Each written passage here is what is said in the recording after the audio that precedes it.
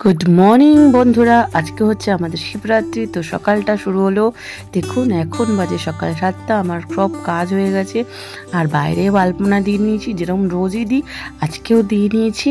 তো আজকে হচ্ছে মহা চতুর্দশী আর রাত্রিবেলায় আমাদের পুজো করার কথা ছিল, কিন্তু শরীরটা আমার বরের ভালো না বলে দেখুন এখানে আমার বর কুম্ভ মেলার জল দিয়ে ঘরটর মুছে নিচ্ছে, আমাকে সাহায্য করছে আর কি, যেহেতু আমার শরীরটা খুবই খারাপ ছিল।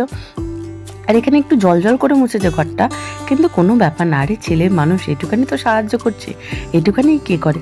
তা আমি দেখুন এখানে দুটো শাড়ি বের করে নিয়েছি, একটা হচ্ছে সবুজ পরবো না একটা লাল পরবো, খুবই কনফিউজ আছি। তো যেহেতু আমি দুই জায়গায় যাব, তাই জন্য দুটো পার্ট আসবে ভিডিওটার, আপনারা স্কিপ করবেন না, একদম ভালোভাবে দেখবেন। Welcome to my channel Akshay blog style. দেখুন আমি এখানে প্রথমে সবুজ শাড়িটা পরে নেবো, কারণ আমার বর বললো যেহেতু প্রথম মন্দির যাব সবুজ শাড়িটা পরো, সবুজ আর লাল।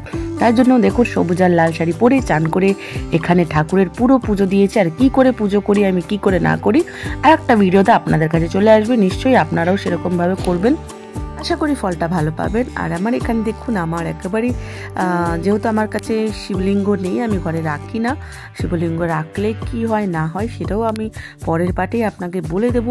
দেখুন আমার পুজো এখানে ঘরের পুজো হয়ে গেছে, এখানে আমার থালিও রেডি হয়ে গেছে, সব সলতে ফল, তারপরে মনে করো কর্পূর, প্রদীপ, ফুল, যা যা লাগে, চন্দন সব নিয়ে নিয়েছি। আর এখানে প্রদীপ নিয়ে নিয়েছি, মাটির প্রদীপ, কেননা প্রদীপটা ওখানেই ছেড়ে আসবো, এটাও আপনাদের সাথে শেয়ার করবো। আর ওই যে আংটিটা, রূপোর আংটিটা যে কিনে আনলাম ওটাও নিয়ে নিয়েছি। এখন আমার তো রেডি অলমোস্ট, আমি ডান। এখন আমার ছেলেরা বাকি, এখনও আমি সাজিনি অবশ্য। আর আপনারা কে কে শিবরাত্রিতে কি কি করেন আমার সাথে কমেন্টে শেয়ার করতে কিন্তু ভুলবেন না। আমি শিবরাত্রির থেকে বেশিরভাগ নীলষষ্ঠীটাই করি,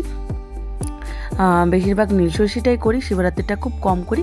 কিন্তু এখন আমার স্বামী আর আমি করি। দেখুন কুম্ভ মেলার জল আমি প্রত্যেকটা ঘরে ঘরে দিয়ে দিচ্ছি, এর মধ্যে অনেক কিছুই মিলিয়েছি, ওটাও আমি নেক্সট পার্টে আপনাদের সাথে শেয়ার করব যে আমি কি কি করি। এটা আমি আজকে শিবরাত্রি বলে না, আমি প্রত্যেক মনে করুন বৃহস্পতিবার হোক, শুক্রবার হোক, রবিবার হোক, আমি এটা করে থাকি, এতে করলে খুবই ভালো। এটার কারণটাও আমি পরে শেয়ার করব। আপনারা বলছেন দিদিভাই কি বলছে, পরের বার শেয়ার করবে, কারণ এখন যদি আমি শেয়ার করতে চাই ভিডিওটা খুবই বড় হয়ে যাবে। আর আজকে ভগবান যেন সবাইকে ভালো রাখুক, সুস্থ রাখুক, সব সদমা। দেখুন আমি এখানে রেডি হয়ে গেছি, কেরম লাগছি একটু বলবেন কিন্তু। আর যেহেতু চুলটা খোলা আছে, চুলটাকে ভিজাই রেখেছি।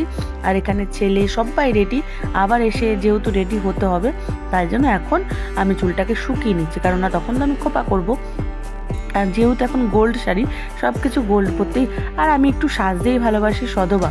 ভগবান যখন আমাদের এই লুকটা দিয়েছে, আর সব সময় শিবের কাছে যাবেন ভরা থাকে, আর সব সময় একটু ভরা থাকাটাই মনে করুন থাকবে না। আর ওখান থেকে দুটো ফুল আমার বর আবার আমার মাথায় লাগিয়ে দিয়েছে, কেননা শিবের কাছে যাচ্ছি, ফুল না পড়লে হবে। আর এই হচ্ছে আমার পুরো গেট আপ লুকটা, দেখেছেন কেমন লাগছেন আমাকে বলতে কিন্তু ভুলবেন না। আশা করি অতটাও খারাপ লাগছে না, কি বলুন বন্ধুরা।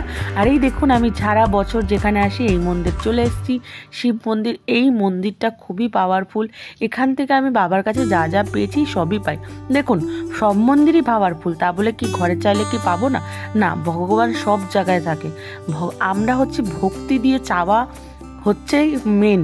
আমরা যদি ভক্তি দিয়ে ভগবানকে একটা পাথরের কাছে গিয়েও আমরা যদি ভক্তি সহকারে তাকে জল ঢেলে চাই না, তাহলেও কিন্তু মনে করে সে শুনবেন।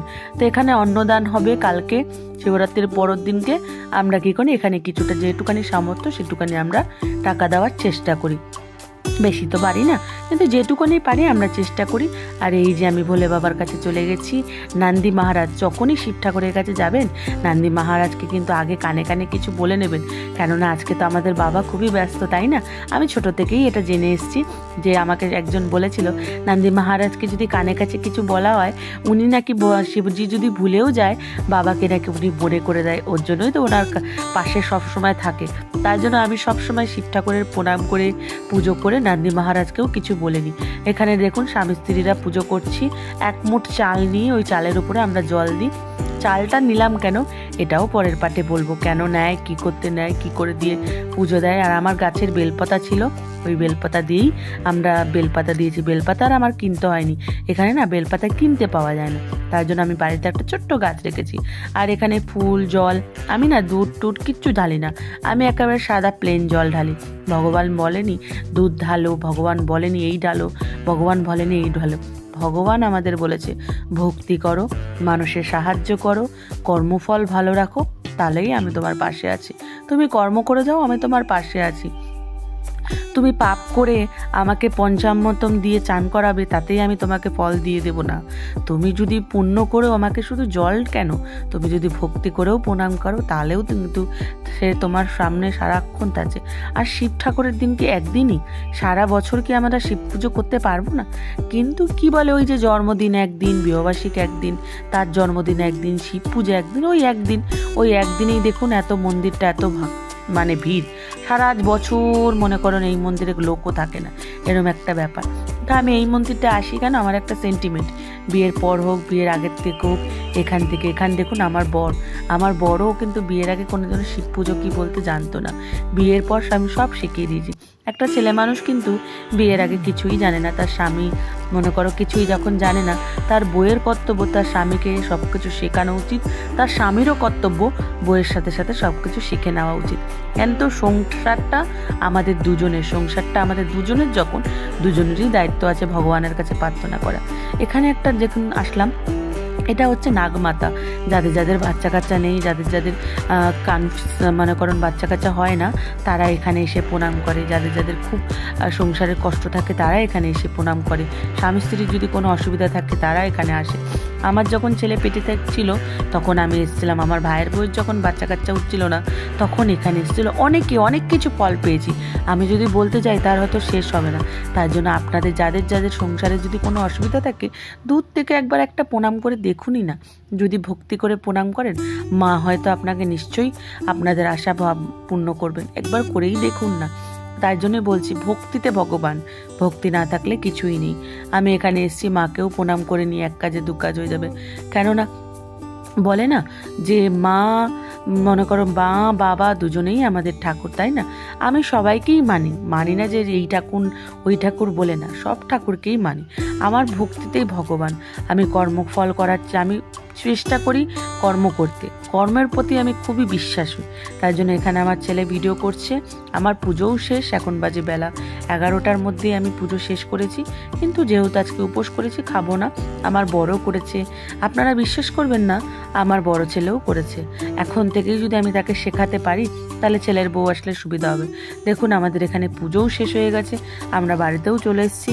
ভিডিওটাকে এখানেই এন্ড করবো, কেননা আর একটা পার্টে আপনাদের আরও কি করছি না করছি দেখাবো।